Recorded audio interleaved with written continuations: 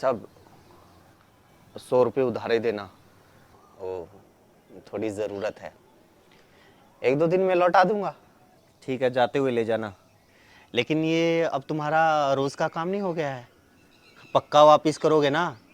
कहीं मोदी की तरह कर्जा बढ़ाकर झोला तो नहीं उठा लोगे? कमाल करते हैं भाई साहब, इस चीज़ में भी मोदी को घसीट लाए। बताओ मेरे कर्ज का मोदी से क्या लेना देना। है, तेरे कर्जे का, देश के कर्जे का सीधे सीधे मोदी से ही लेना देना है।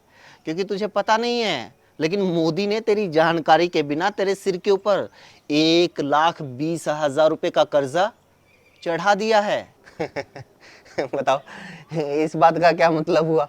इस बात का मतलब ये हुआ कि मोदी सरकार ने देश का जो कुल कर्जा है उसको बढ़ाकर 155 लाख करोड़ कर दिया है।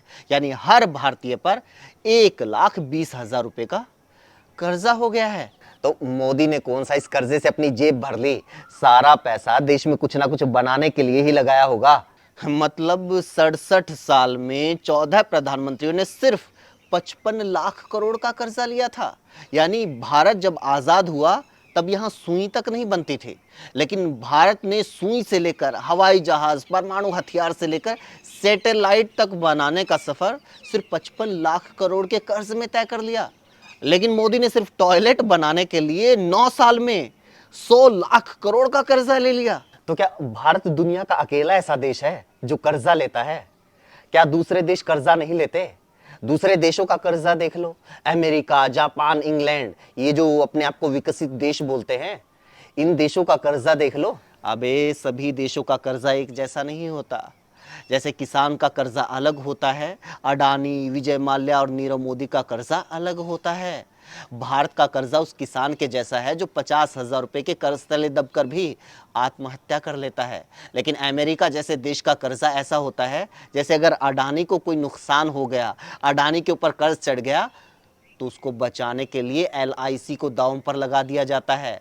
माल्या, नीरव मोदी और मेहुल चोकसी जैसे लोग कर्जा लेकर देश से भाग जाते हैं, अय्याशी काटते हैं। बात तो यही है ना कि कर्जा तो सारे देश ले रहे हैं, अब खर्चा चलाने के लिए कर्जा तो लेना पड़ेगा। अगर देश के लोग टैक्स नहीं देंगे तो भारत में पैदा होने वाले बच्चे से लेकर मरने वाले बुजुर्ग तक, एक भिखारी से लेकर अडानी अंबानी तक, हर आदमी 50 तरह के अलग अलग टैक्स देता है। भारत सरकार लोगों से इतना टैक्स लेती है कि 12 महीने में लगभग 4-5 महीने तो हर भारतीय सरकार को टैक्स देने के लिए काम करता है। भारत में सिर्फ 6% लोग ही इनकम टैक्स देते हैं, जबकि अमेरिका में 60% लोग इनकम टैक्स देते हैं। अबे सिर्फ इनकम टैक्स ही टैक्स नहीं होता। हमारे देश में लोग सरकार को VAT, income tax, property tax, निगम टैक्स, पालिका tax, enhancement tax, development tax, license fees, NOC fees, registry fees, service charge, यहाँ तक कि टट्टी पोटी के ऊपर भी स्वच्छता सेस देते हैं। एक ही इनकम से कई कई बार टैक्स देते हैं। 30 रुपए के पेट्रोल डीजल को 100 रुपए में खरीदते हैं। टैक्स देते हैं तो क्या हुआ, बदले में सरकार भी तो बहुत सारी सुविधाएं देती है। क्या देती है सरकार?